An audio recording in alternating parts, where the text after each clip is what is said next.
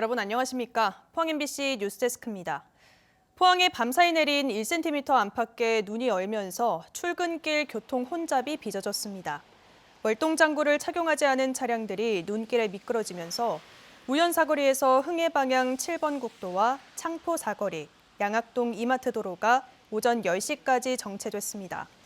특히 소티제와 연화제가 일부 통제되면서 흥해 초국에서 포항 시내로 출근하는 차량들이 2시간 이상 도로에 갇혀 지각 사례가 속출했습니다. 포항시는 전 직원 2분의 1이 비상근무를 실시하고 장비 35대와 청소차를 제설에 투입해 오전 중으로 주요 도로와 고갯길에 차량 통행을 정상화시켰습니다.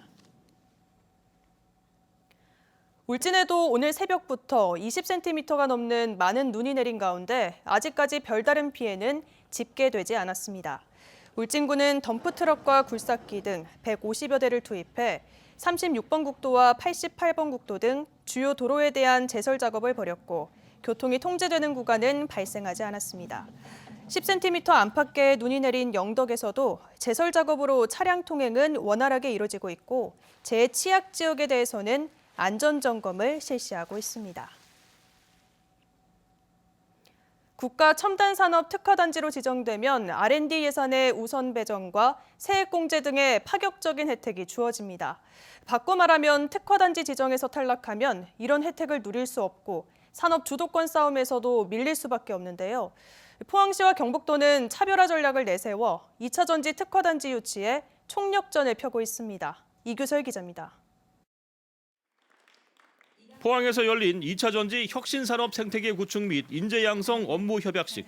행사에서는 2차 전지 특화단지 유치를 위한 차별화 전략이 공개됐습니다. 우선 특화단지 명칭을 2차 전지 양극재 특화단지로 구체화하고 포스코 케미칼, 에코프로 등 6개 기업은 2030년까지 2차 전지 양극재 150만 톤 생산 체계 구축을 약속했습니다.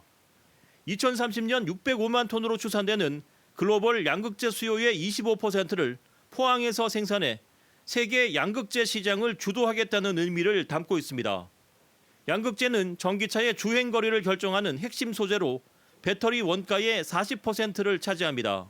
저희가 영일만 산단에 추가 투자를 진행하고 있는데 그 투자가 완성이 되면 약 한 2,500명 정도가 아마 근무하게 될 것 같습니다. 포항공대와 경북대 등 8개 대학과 포항제철공고, 흥해공고 등 지역 교육기관은 2차 전지 인재 양성을 책임지기로 뜻을 모았습니다. 포항대학교와 한국폴리텍대학 포항 캠퍼스는 지난해 2차 전지 학과를 개설해 운영 중이고 흥해공고 등 지역의 마이스터 고등학교도 관련 학과 신규 개설을 준비하고 있습니다. 2차 전지를 위한 어떤 기술력 양성에서부터 2차 전지 특화된 학과를 저희들이 개설해 운영하고 있습니다. 경상북도는 입사 후 10년간 주거비 일부를 보조하고 결혼자금 5천만 원을 지원하는 정책을 추진해 2차 전지 기업들의 구인난 해결에 나서겠다고 발표했습니다. 군대 갔다 온 친구들이 또 전국을 헤맵니다. 좋은 데서 스카우트 가는데 그런 친구들은 인센티브를 줘서 계속 일할 수 있도록 만드는 이런 전략들을 공개한 이유는 지역이 가진 역량과 제공 가능한 혜택을 외부에 알려 2차 전지 특화단지 유치전에서 유리한 고지를 차지하기 위해서입니다. 한편 산업부는 올해 상반기 중에 2차 전지와 반도체, 디스플레이 분야에서 6개의 지자체를 첨단산업 특화단지로 지정할 계획입니다. 2차 전지의 경우 포항과 울산, 충북 오창, 전북 군산이 치열한 유치 경쟁을 펼치고 있습니다. 2차 전지 등 3개 분야에서 6개 지자체를 선정하는 만큼 복수 선정 가능성도 있지만 모든 지자체가 총력전을 펼치고 있어 결과를 낙관할 수만은 없습니다. MBC 뉴스 이규설입니다. 어젯밤부터 눈이 내리면서 포항에서 교통사고가 잇따랐습니다. 어젯밤 8시 27분쯤 포항시 오천읍 동해고속도로 울산 방향 오천 4터널에서 승용차와 승합차 등 차량 4중 추돌 사고가 나서 운전자 1명이 다쳤고 비슷한 시각 오천 5터널에서도 도롱 결빙으로 추돌 사고가 났습니다. 오늘 오전 6시에서 8시 사이에도 포항에서 차량 충돌 사고가 3건 더 발생해 4명이 다쳤습니다. 경북 동해안에 오늘 밤까지 눈이 이어지겠습니다. 울진에는 대설경보, 그 밖에 동해안은 대설주의보가 계속되는 가운데 오늘 자정까지 북부 동해안은 2에서 8cm, 남부 지역은 1에서 5cm의 눈이 더 내리다가 그치겠습니다. 적설량은 울진 죽변이 23.9cm, 영덕 11.3cm, 포항 청하 1.6cm, 경주 토암산 6.1cm를 기록했습니다. 해상에 내려진 풍랑주의보는 내일 오전 해제될 예정입니다. 경주시는 올해 문화관광을 활성화하는 원년으로 선포하고 본격적인 사업에 들어갔습니다. 에이펙 정상회의 유치에 총력을 기울이고 신라완경의 유적 복원 사업 확대와 복합 문화도서관 건립 등 문화관광 분야 기반 구축에 나섰습니다. 임재국 기자입니다. 천년고도 경주시가 올해 문화관광 활성화를 시작하는 첫 해로 삼았습니다. 각종 문화재 보존과 정비 사업을 확대하고 문화관광 분야 기반과 관련 예산을 대폭 늘립니다. 핵심 추진 사업은 신라완경 유적복원 정비 사업 확대와 에이펙 정상회의 유치, 복합 문화도서관 건립 등 15개에 이릅니다. 법정 문화도시의 역할이 있고 그리고 신라완경 특별법에 의한 문화재 조성, 정비 그리고 에이펙 유치를 통한 우리 경주의 문화관광 활성화를 위한 원년이 되도록 하겠습니다. 우선 경주시는 올해 아시아태평양 경제협력체인 에이펙 정상회의 유치에 총력에 나섰습니다. 현재 에이펙 정상회의 유치에는 경주를 비롯해 서울과 부산, 인천과 제주 등 5개 도시가 참여하고 있고 오는 11월 개최지가 결정됩니다. 경주시는 경북도와 함께 대회 홍보에 나섰고 범시민 유치위원회를 구성하며 원활한 대회 준비를 위해 화백 컨벤션 센터를 오는 10월까지 증축합니다. 300명 이상 각계 각층 해서 술범식을 가지면서 그 이후에 저희들이 각종 이제 서명, 운동 또 여러 가지 차든지 아니면은 시민 인식 개선 캠페인. 신라완경 핵심 유적 정비 복원 사업 중 올해는 분황사지 주변 정비와 고분 정부 센터를 완공하고 문무대왕릉 등 15개 문화재를 보수하거나 정비하는 데 350억 원을 투입합니다. 올해 50회를 맞는 신라 문화재의 경우 시민 참여를 높이기 위해 시민축제 운영단 인원을 150명에서 500명으로 늘리고 지역 상권과 상생 협력하는 축제 내용도 확대합니다. 돈궁원 인근에 내년까지 경주식물원을 새로 조성하고 경주 황성공원에 오는 2026년까지 787억 원을 들여 시립미술관을 포함한 복합문화도서관을 만들기로 했습니다. MBC 뉴스 임재국입니다. 경상북도 환동해 지역본부와 동해안 5개 시군 부단체장들은 오늘 정책 발굴 회의를 갖고 관련 사업 추진에 협조하기로 했습니다. 이 자리에서 환동해 본부는 호미반도 국가해양생태공원과 수소연료전지 발전 클러스터 조성의 예타 통과와 신한울 3, 4호기 조기 건설, 제4회 섬의 날 행사대에 대해 설명하고 동해안 시군의 동참을 당부했습니다.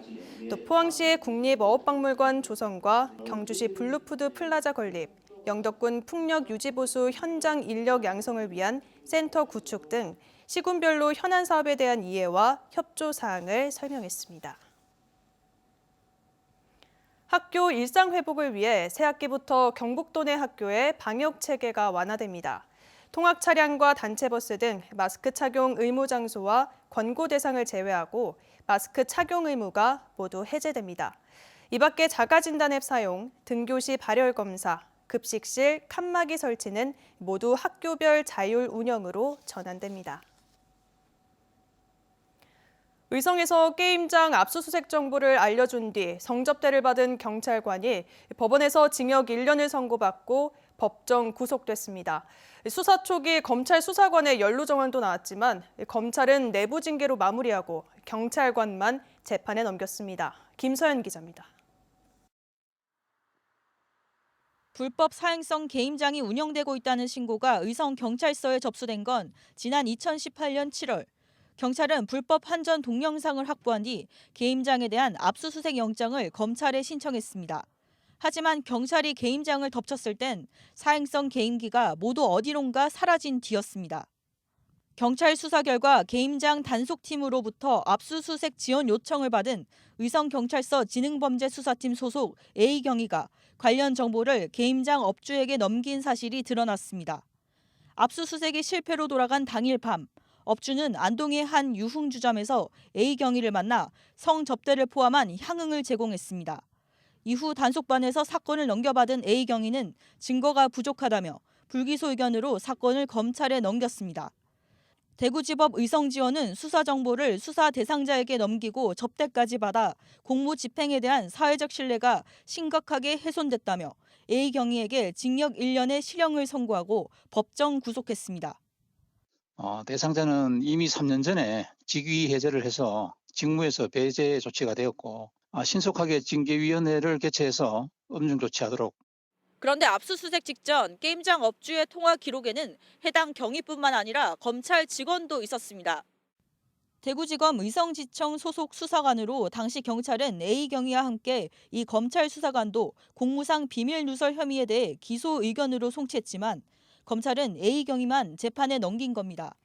이에 대해 대구지검 의성지청은 해당 수사관에 대해 조사를 진행했지만 형사처벌에 이를 혐의는 찾지 못했고 다만 검찰 내부 징계를 받았다고 설명했습니다. MBC 뉴스 김서연입니다. 국립문화재연구원은 포항 금광리 신생대 나무 화석을 오는 28일까지 일반에 공개한다고 밝혔습니다. 포항 나무 화석은 높이 10.2m로 옹이와 나뭇결, 나이테 등 화석의 표면이 잘 보존돼 있고 약 2천만 년 전 한반도의 식생과 퇴적 환경을 보여주는 중요한 자료로 평가받고 있습니다. 최근 천연기념물로 지정된 국내 최대 규모의 나무 화석은 현재 보존 처리 작업을 마치고 대전 국립문화재연구원 수장고에 보관돼 있습니다. 월성 1호기 폐쇄를 결정한 한수원 이사회 결의가 유효하다는 법원 항소심 판결이 나왔습니다. 대구고법 민사 3부는 전 한수원 이사 등이 한수원을 상대로 월성원전 1호기 폐쇄를 결정한 이사회 결의를 무효화해야 한다며 제기한 소송 항소심에서 원고 항소를 모두 기각했습니다. 앞서 1심 재판부는 이사회 결의에 절차적 하자가 있다고 보기 어렵고 소송에 참여한 원고의 자격도 인정할 수 없다고 판단했습니다. 최근 음식점과 어린이집, 유치원 등을 중심으로 식중독 의심 신고가 증가하고 있어 위생관리에 주의가 필요합니다. 식품의약품안전처는 지난달 신고된 식중독 의심 건수는 50건으로 최근 5년 같은 달 신고 건수 대비 2배나 높다고 밝혔습니다. 특히 어린이집과 유치원 등 영유아가 전체 환자 수의 절반가량을 차지했습니다.